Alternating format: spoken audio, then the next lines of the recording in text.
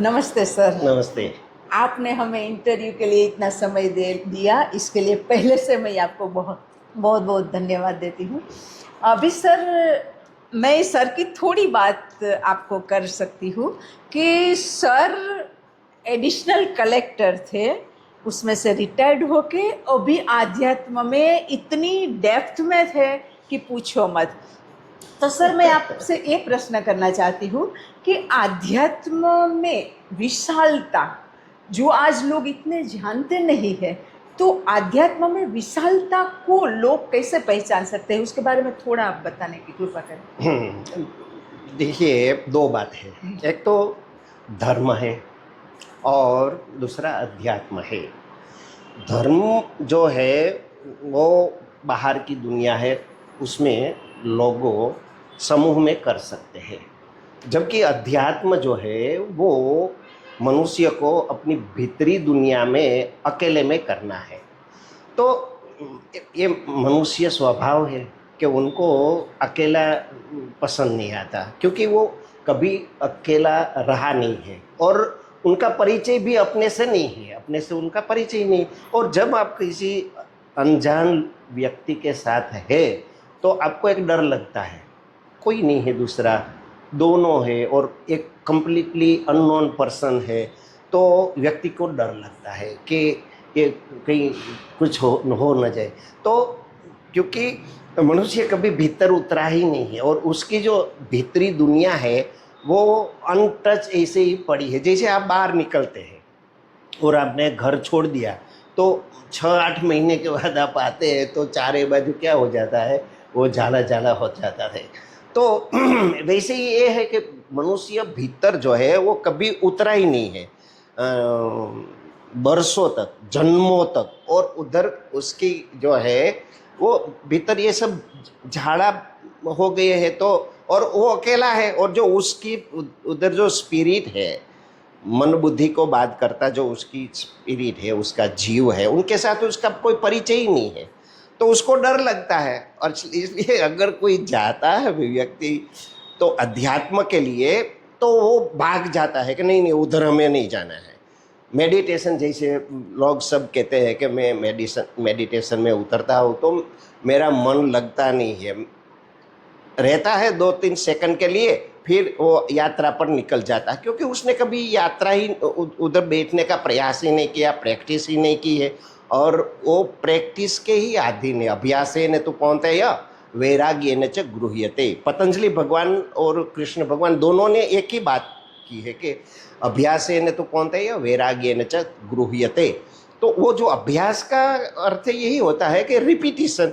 वो बाहर निकला फिर अंदर स्थिर हुआ, बाहर निकला फिर अंदर स्थिर हुआ, ऐसे करते करते उसका ड्यूरेशन जो है वो बढ़ता जाता है। तो मनुष्यों, ये आम लोगों में अध्यात्म के लिए नॉलेज नहीं है लोगों के पास, और इसलिए अध्यात्म का प्रचार भी नहीं हुआ है। तो इसी कारण से हुआ है कि वहाँ मनुष्यों को अकेले में करना है। और मानव जात जो है पूरी की पूरी ये इसमें लगी हुई है कि सब साथ में मिलकर हम मंजीरा बजाएंगे। तो उसको मंजीरा बजाना जो है वो अच्छा लगता है। तो इसलिए लोगों में अध्यात्म के लिए अरुचि भी है और वो कोई अनभिज्ञता भी इतनी है, इसलिए। वाह, वेरी नाइस। दर्शक मित्रों सुनो, जन्म से हमने कभी अकेले रहने की यात्रा की ही नहीं है, और आध्यात्म में सिर्फ अकेले रहेंगे तो ही बाहर का सारा कनेक्शन कट करके जैसे हम अकेले रहेंगे तो ही हम भीतर जा पाएंगे। वाव। और भीतर जाना वैसे आसान है, लेकिन अकेले रहना आसान नहीं है। तो सर, बहुत अच्छा जवाब आपने दिया। सर, अब आपने एक बहुत अच्छी बात बताई, डर। इसमें आपने डर की बात बताई। जैसे अंदर जाते हैं तो भीतर डार्कनेस बहुत है, जो डार्कनेस फील होता है तो भी इंसान डर जाते हैं, और बाहर की दुनिया में जो इंसान रहते हैं उनको भी बहुत डर है। तो दोनों डर है, डार्कनेस का, जो भीतर जाते हैं उनको डार्कनेस का, और जो बाहर रहते हैं उनको बाहर की भीड़ का डर रहता है।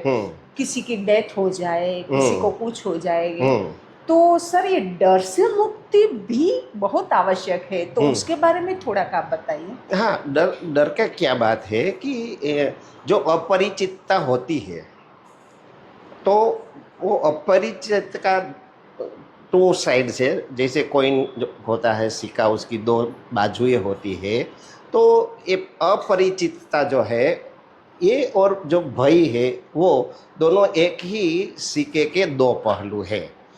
तो अपरिचितता, जैसे कि अपरिचितता क्या है फेनोमेना, अपरिचितता का फेनोमेना है अवधि के पर आधारित है, ड्यूरेशन के पर आधारित है। कंपैरिजन ऐसे चलती रहती है। देखिए कि आप यात्रा कर रहे हैं, ट्रेन में अकेले हैं, और अपने बात बात में ख्याल आया कि आप स्टेट के बाहर यात्रा कर रहे हैं, तो बात निकली तो पता चला कि कोई तुम्हारे साथ तुम्हारे स्टेट का है, तुम्हारे जिला का भी नहीं है, लेकिन तुम्हारे स्टेट का है, बहुत दूर का है, फिर भी आपको वो परिचित लगेगा। ये कंपैरिजन एक चलती है ड्यूरेशन, अवधि के लिए, कि कितनी अवधि के साथ जो है हमारा उसके साथ परिचय, उसके आधार पर परिचितता होती है। इसमें अवधि भी नहीं है, बात बात में पता चला कि वो आपके स्टेट का है, तो आप अगर कहीं जाना है, वॉशरूम जाना है, तो आप कहेंगे कि मेरा सामान यहाँ पड़ा है, आप उनको इंटरेस्ट कर, आप पहचानते हैं? नहीं पहचानते हैं, कोई पहचान नहीं है, उसका नाम भी नहीं जानते, अभी अभी परिचितता हुई है, ड्यूरेशन भी कम है, फिर भी एक मेंटल जो है एक घड़तर हुआ है मनुष्य का, पूरी मानव जात का। और जो मानव जो स्वभाव है वो सामान्यतः सभी के लिए एक ही होता है। तो मनुष्यों का स्वभाव ऐसा बन गया है कि उसको जो परिचितता लगती है, परिचित का ऐसा नहीं है कि वो परिचितता है, लेकिन मन अपने आप जो है अपने मन गंढत रूप से ये स्वीकार कर लेता है कि परिचितता है। अगर उसकी ये मान्यता बन गई कि परिचितता है, तो जितना भी उसकी अनभिज्ञता होगी और उनका ड्यूरेशन कम भी होगा परिचितता का, फिर भी उसको डर नहीं लगता फिर। तो ये फेनोमेना कैसा है, डर का फेनोमेना, ये कंप्लीटली माइंड के पर चलता है, मन के पर आधार।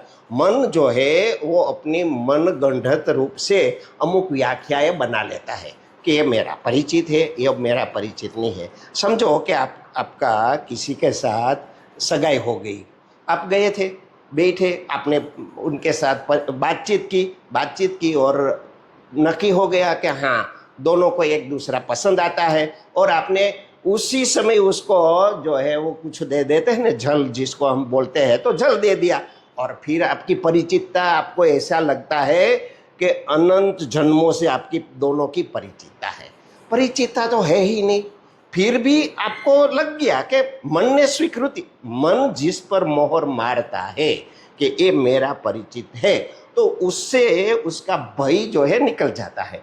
परिचितता की फेनोमेना ये इस तरह, उनका घटनाक्रम जो है वो बहुत कॉम्प्लिकेटेड है, उसको समझना इतना आसान नहीं है, वो सब मन पर चलता है। और डर जो है वो इसमें से उसकी बाई प्रोडक्ट के रूप में निष्पन्न होता है।